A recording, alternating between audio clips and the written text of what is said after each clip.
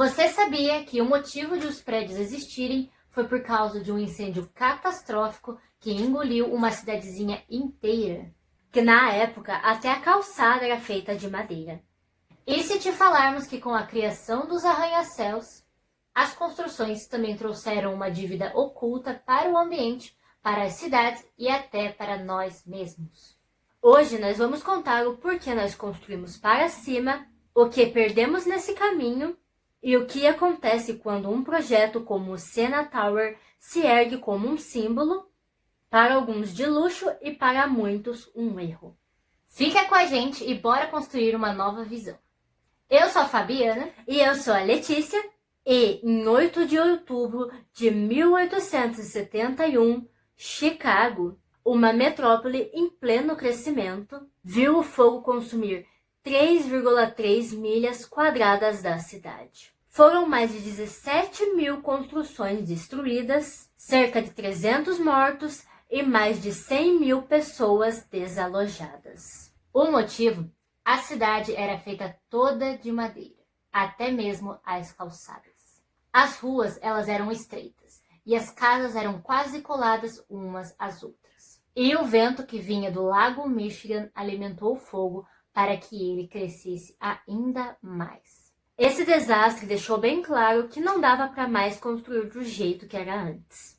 A partir daí surgiram novas leis, materiais e técnicas. E junto a isso, cresceu uma ideia nova, da que a cidade poderia crescer para cima. E a ideia de subir não era só por falta de espaço, mas também uma forma de impedir que futuros incêndios se alastrassem com facilidade novamente.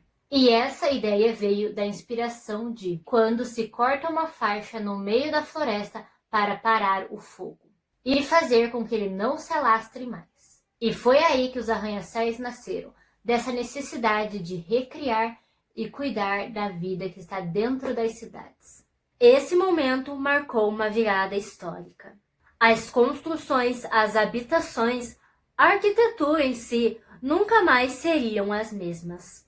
Porque a partir daí foi preciso pensar de uma forma fora do convencional. Com o crescimento urbano acelerado, a população aumentava cada vez mais, mas os espaços não. E em Chicago, depois do incêndio, engenheiros criaram uma estrutura que parecia ser impossível, que foi um esqueleto de aço capaz de sustentar grandes alturas. Foi assim que, em 1885, nasceu o primeiro prédio moderno, o Home Insurance Building.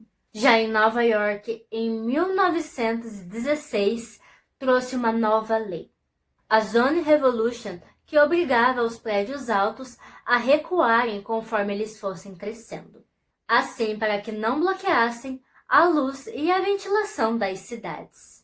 E o resultado disso foi o surgimento dos famosos prédios bolo de noiva, que tem a sua base larga, seus andares recuados e um topo bem estreito. A forma seguia a função e o objetivo era simples: deixar a cidade respirar.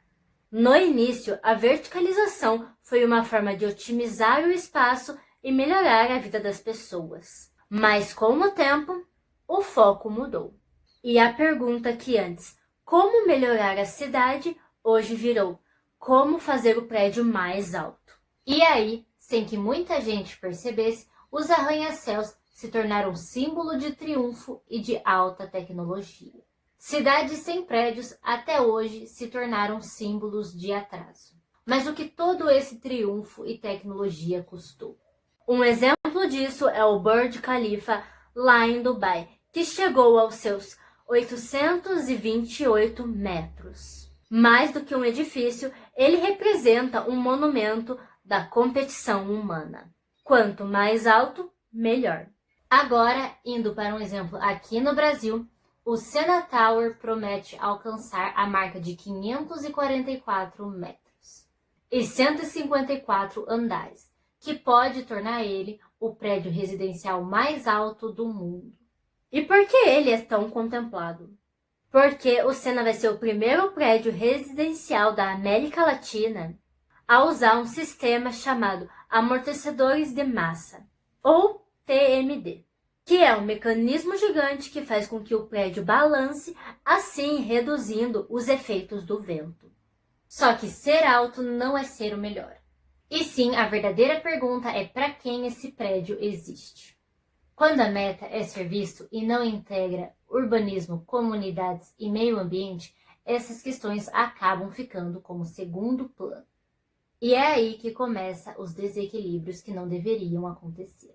Porque quando empilhamos prédios um atrás do outro, efeitos colaterais começam a surgir, como cânion urbano, que é quando o vento corre pelos prédios como se fosse um corredor estreito. A corrente fica presa e as ruas ficam mais geladas e com pouca luz, devido à altura dos prédios, o que acaba formando um corredor de vento. Ilhas de calor. O excesso de concreto, vidro e asfalto retém calor durante o dia e não deixa o ar circular à noite. E o resultado disso, verões sufocantes e invernos gelados, porque o ar quente e o ar frio ficam presos entre os prédios. Sombreamento excessivo, que é quando as torres projetam uma sombra enorme sobre as ruas e a praia, assim reduzindo o lazer e deixando o entorno sem vida. Desconforto nos andares superiores. Em prédios que são muito altos ou próximos ao mar, é normal a pessoa sentir um pouco de balanço por causa do vento. Parece assustador, mas é necessário. Para ficar mais simples, pensa numa régua de plástico e uma daquelas de silicone que dobram toda hora. A de plástico é muito mais fácil de quebrar. Escala humana perdida. Quem mora a 150 metros de altura vive longe do solo, da rua, da vigilância, e quanto mais distante da vida real, mais a cidade se desconecta.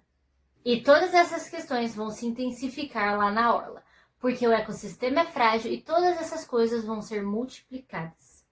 Mas o problema não é a verticalização em si, e sim quando ela cresce sem pensar nas pessoas e no ambiente ao redor. Quando a arquitetura esquece de olhar para quem vive, e o que era solução vira problema. E agora, chegando ao ponto principal, por que o Sena Tower é considerado uma vergonha para a arquitetura. Ele chama atenção por tudo. Localização costeira, altura absurda, luxo extremo e projeção global. Mas ele preocupa por muito mais que isso. A fundação precisa descer quase 40 metros no solo arenoso para sustentar a torre. Esse tipo de fundação usa estacas de concreto profundamente cravadas, até alcançar camadas mais firmes, o que exige escavações complexas e altera o lençol freático do local. Sem falar que o vento e a maresia colocam o edifício nos limites da engenharia. Só que o problema não está só embaixo, está ao redor também. Arquitetos criticam o projeto por ignorar o entorno, porque não há um plano claro para a circulação de pedestres, saída de veículos, ventilação das ruas e nem a integração com a comunidade local. Porque a obra desconsidera dezenas de princípios básicos da arquitetura urbana e prioriza apenas estética e imponência. Resultado, luxo para poucos e sombra e impacto para muitos. O critério da regeneração, quase zero. O critério da visibilidade, total. E é por isso que muitos profissionais chamam o Sena Tower de abominação. Ele representa o auge da engenharia, mas o fracasso da empatia urbana. Se essa torre tivesse sido pensada para regenerar, pro entorno, pro clima, para as pessoas, ela seria um marco da transformação. Mas do jeito que está, é só um monumento ao excesso. Além disso, há um impacto direto no ecossistema costeiro. A compactação do solo e o bloqueio da ventilação natural alteram um microclima da faixa litorânea, assim afetando o equilíbrio entre o mar e a areia, porque a sombra constante vai reduzir a temperatura superficial da areia, mudando o ciclo de espécies como tartarugas e aves costeiras. O aumento da impermeabilização também vai interferir na drenagem e pode acelerar a erosão das praias, que é um efeito que vai começar só com um único prédio e vai reverberar por todo um litoral. Mas também há outra forma, e ela já existe. Em cidades como Copenhague, Chicago e Amsterdã, a arquitetura segue princípios parecidos com o da permacultura, como cuidar da terra, das pessoas e devolver o que já se tira. Os prédios captam água da chuva, têm hortas nos telhados, reciclam energia e melhoram o solo onde estão construídos. São prédios que vão regenerar onde tocam e devolver à cidade ar puro, sombra e mais convivência entre as pessoas. O que o incêndio de Chicago mostrou lá atrás foi que a gente não respeitava os materiais e nem o entorno. E o que a era dos arranha-céus mostrou depois é que a gente começou a competir e não a cooperar. Porque para mudar os prédios e as cidades, primeiro a gente precisa mudar a mentalidade. De quantos metros para quanto impacto. De quem vê o prédio para quem vive nele. De um edifício de status para uma torre de regeneração. Então, já dá o like, se inscreve, abaixa o sininho para ajudar nosso canal a crescer. Vocês sabem que ajuda muito, né? Porque para você saber como melhorar as cidades e os campos e viver mais em contato com a natureza, clica nesse vídeo aqui.